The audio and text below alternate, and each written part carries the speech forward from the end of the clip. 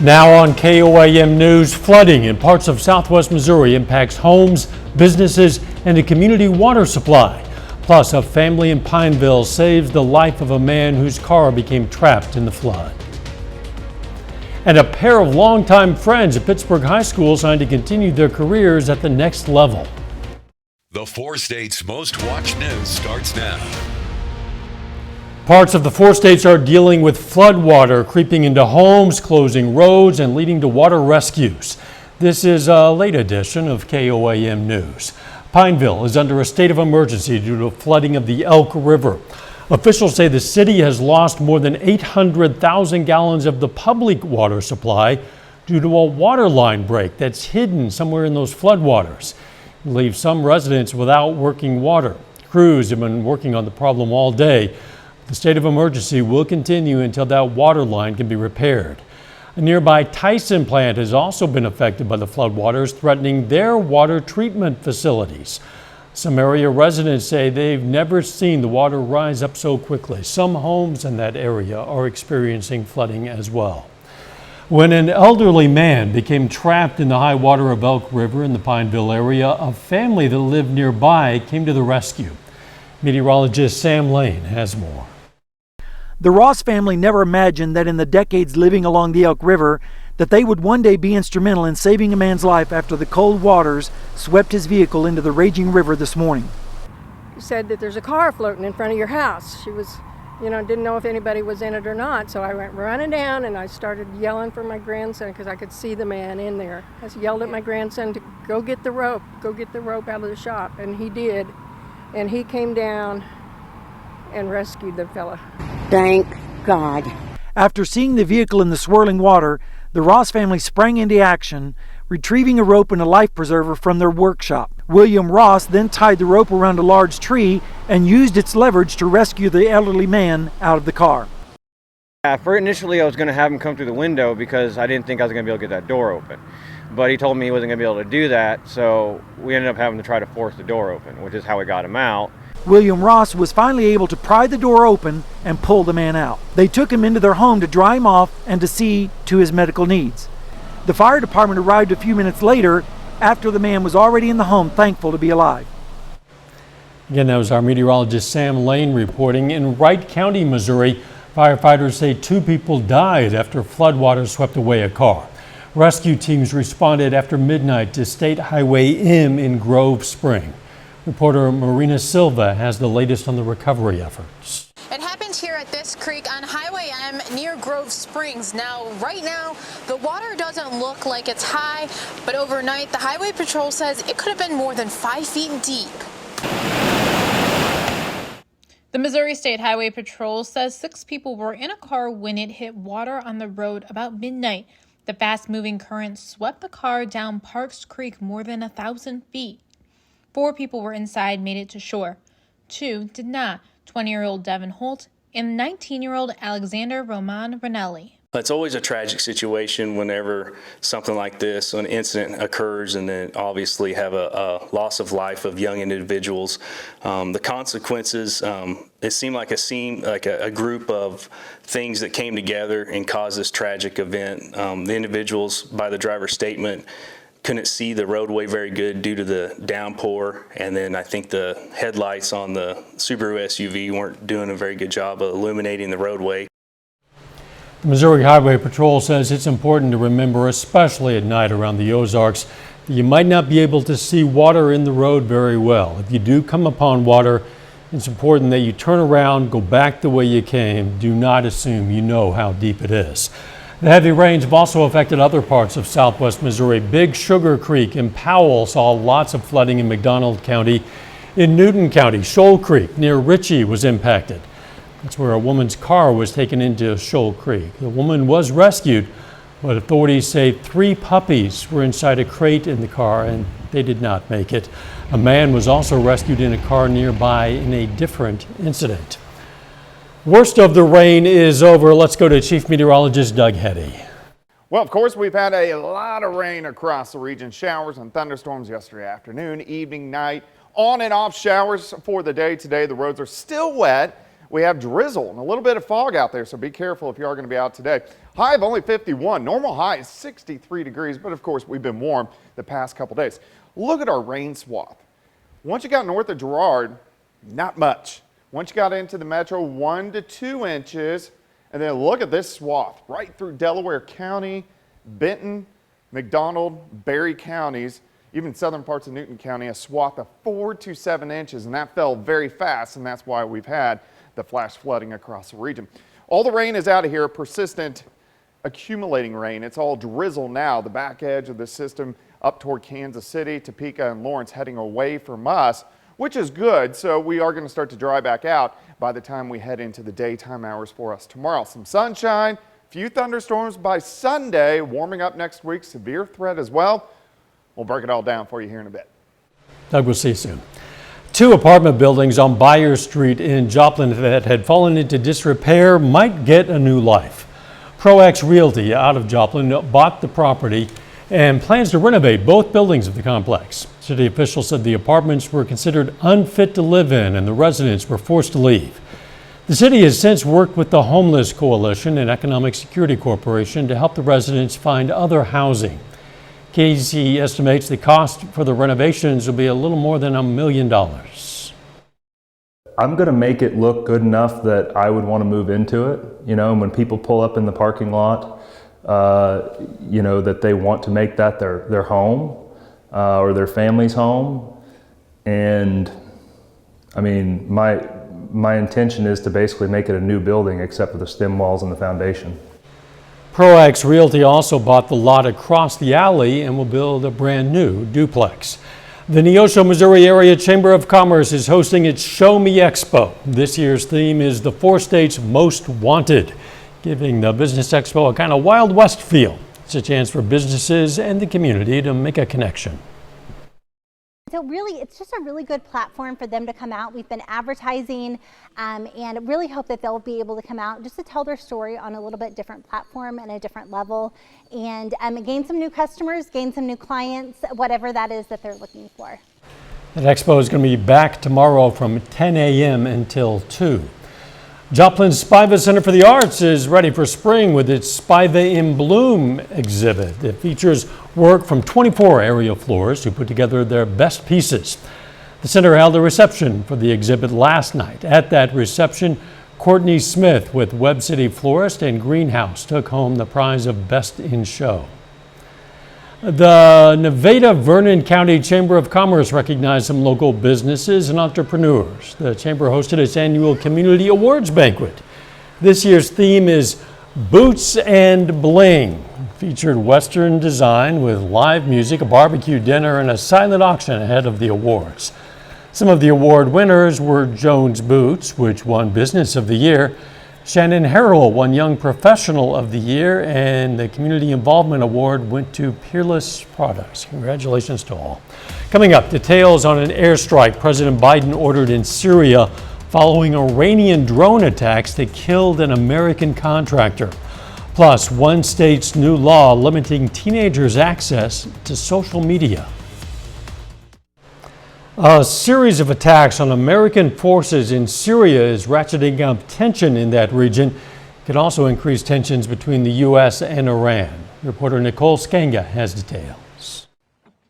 During his state visit to Canada Friday, President Biden vowed the U.S. would respond following a deadly attack by a suspected Iranian-made drone in Syria. Last night, U.S. military forces carried out a series of airstrikes in Syria, targeting those responsible for attacking our personnel. The United States does not emphasize seek conflict with Iran, but be prepared for us to act forcefully, protect our people. The Pentagon says the president ordered 2 F-15 airstrikes on terrorist groups in Syria. Video shows the aftermath, which hit 2 different facilities. The facilities were located near Dar Zur in eastern Syria, and we're continuing to assess the outcome of the strikes. Initial indications are that the facilities were destroyed. The move was in retaliation for a drone strike Thursday that killed a U.S. contractor and wounded 5 American service members. CBS News has learned the air defense system at the base was not fully operational at the time of the drone strike. U.S. Central Command will conduct a review to assess what happened. A second attack Friday involved lots of rockets, but no American casualties. We're going to continue to keep up our efforts to counter terrorist threats in the region in partnerships with Canada and other members of the coalition to defeat ISIS. American officials say the Syrian groups that carried out the initial attack are affiliated with Iran's Revolutionary Guard. Nicole Skenga, CBS News, the White House. A U.S. official today said there have been 3 attacks on American bases in Syria since the first airstrike. An American service member was wounded in one of the additional attacks. In President Biden's visit to Canada, he unveiled with the Canadian Prime Minister Justin Trudeau a new agreement aimed at addressing a surge of migrants crossing the shared border. The deal would close a loophole in a 2002 accord that allowed thousands of migrants to enter Canada each year and remain while seeking asylum. Utah is the first state to limit teenagers' access to social media with a new law requiring parental consent for platforms such as Instagram, Snapchat, and TikTok. Similar bills are in the works in several other states, including Arkansas and Ohio. The movement to limit social media comes as TikTok faces threats of a ban in the U.S. About 32,000 hourly workers at Disney World will get raises by the end of the year. Most workers will get raises of about $3 an hour, or 37% by the end of 2026, under a tentative 5-year labor deal reached with unions. According to union members, employees' minimum wage will increase to $18 an hour this year. Workers will also get a retroactive pay increase to $16 an hour, dating back to October of 2022. Doug is up next with a complete look at the forecast, and a little later, Missouri Southern baseball kicks off a 3-game series against the Emporia State Hornets.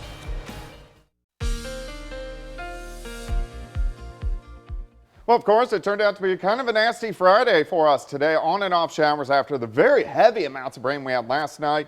We still have the drizzle ongoing. Indigo Sky Casino and Resort. Quite a few cars out there. Of course, it's Friday night.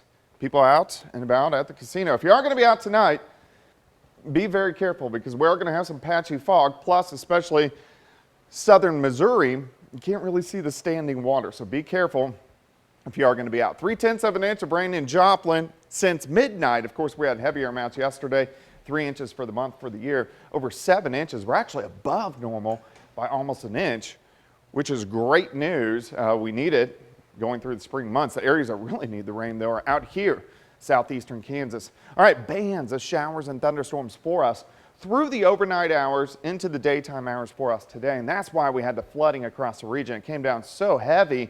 Now we are looking much better, but we do have the drizzle. The drizzle's so light, can't really pick up on it. Plus, the radar kind of sweeps above it because the cloud deck's only at about 700 or 800 feet, but at least a persistent rain heading out of here.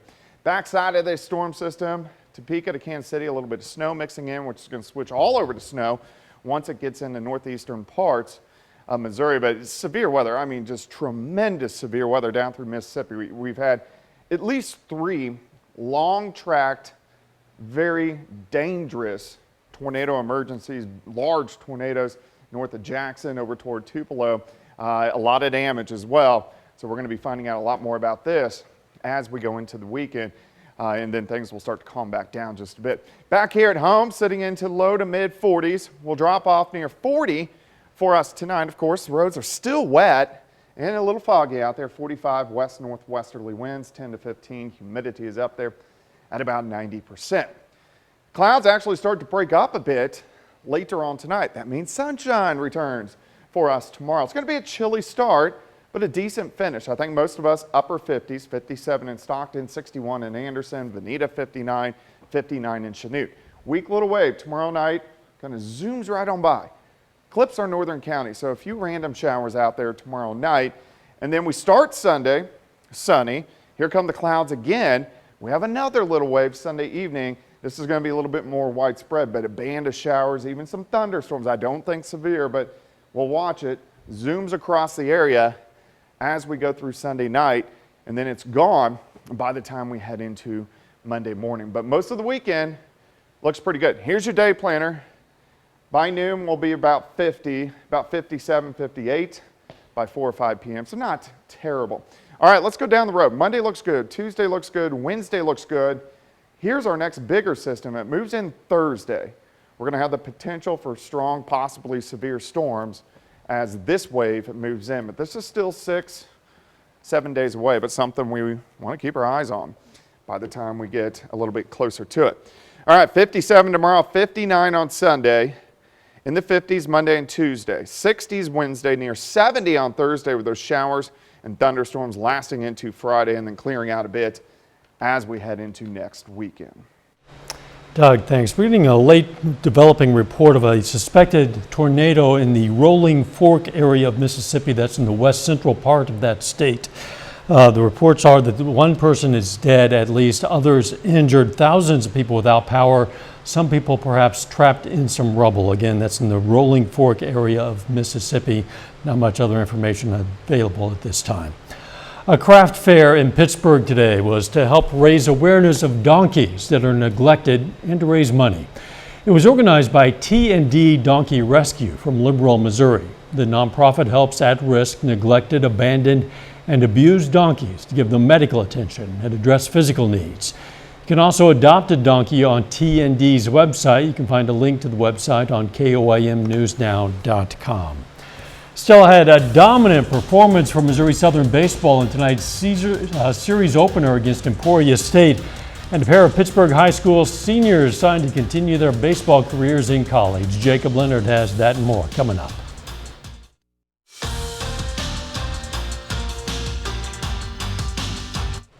The Missouri Southern Lions have won 11 of their last 13 games. The Lions are 20-7 overall this season, including 10-3 in the MIAA. And that 10-3 conference record has them sitting in 4th place in the league. The Southern, ranked 7th in the nation, kicks off a 3-game series with Emporia State tonight. Bottom of the 2nd inning, Matt Miller, laser out to right. Got out pretty quick. 1-0 Southern. Now later in the inning, Nate Miskowski hits this one off the mound, rolls into center. Drew Davis scores. That makes it 2-0 Lions. They get 4 in the 2nd.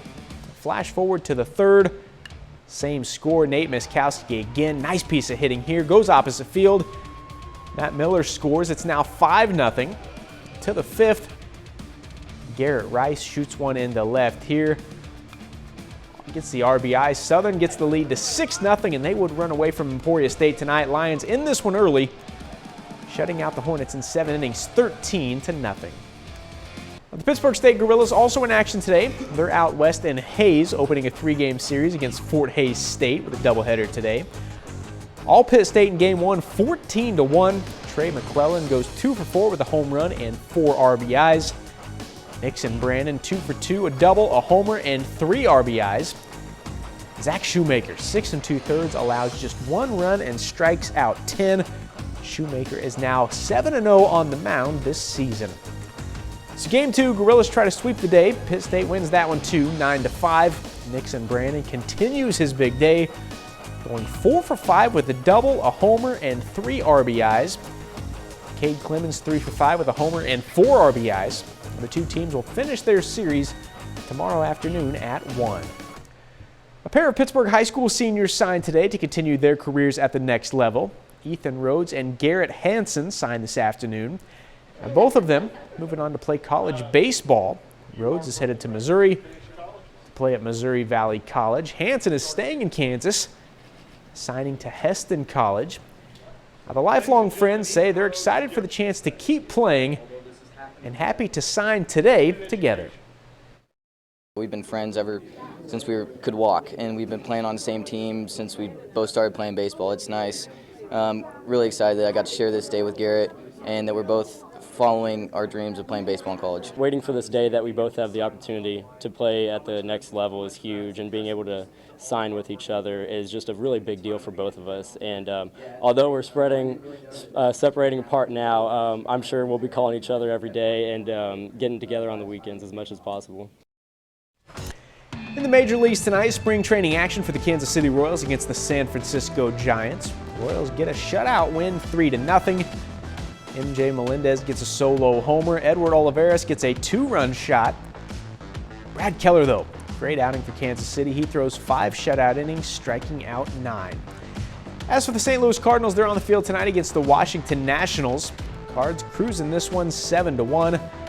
Miles Michaelis goes 7 innings for St. Louis, allowing just a single unearned run. And that's a look at sports. We're back with more news right after this. A unique program in Kansas City, Missouri pairs up high school students with cats looking for their forever home. Alan Shope explains how students are doing more than just bonding with these felines. I try to put on a soft voice. Well, I don't think frisky feline Tabitha seemed to mind. And at first her cat was like pretty jumpy, but now she's just laying there. Wyandotte High sophomore Juan Mota taking part in Wayside Wave's Read to Cats program. But what can he do? They can't surf in the dark. A simple idea that matches a cat hoping to get adopted with a student looking to become a stronger reader. I don't know, says Pete, but we have to find out. This just shows them that people are kind, people are good. It has been a long, groovy day, but now he is ready for some shut-eye. Wayside says it also helps build reading and interest in reading for students. A lot of times students will be in a class and they'll say a word wrong and they get laughed at. It's a freedom here. They don't get judged by the cats. Wayside says it's a program they do several times a week. They have school kids come out and read to cats. They have Girl Scout groups come out and read to cats. They've even got adult groups that come out and read to cats. Especially teenagers, when I'm saying you're going to read to the cats, they're like, they're not going to listen. Like, they don't know, but they do. They come to the front, they curl up, they listen. If they get used to humans a lot more, then they're going to want to play with people more. You're reading to like a full audience. You're nervous, but like with the cat, all she says is meow. That's what cats say. Let's check in with Doug for a final look at the weather. All right, watch out for a little bit of fog and drizzle out there throughout the overnight hours, but we are going to clear out late. We'll get some sunshine back tomorrow, 57. Random shower tomorrow night, and then showers and thunderstorms trying to push back in by the time we head into Sunday evening, but most of the weekend is looking pretty good. We do have a severe threat that returns by next Thursday and Friday. Thanks, Doug, and thank you for staying up so late with us. We're going to leave you with more video of the flooding across Pineville, Missouri. Let's make it a great weekend.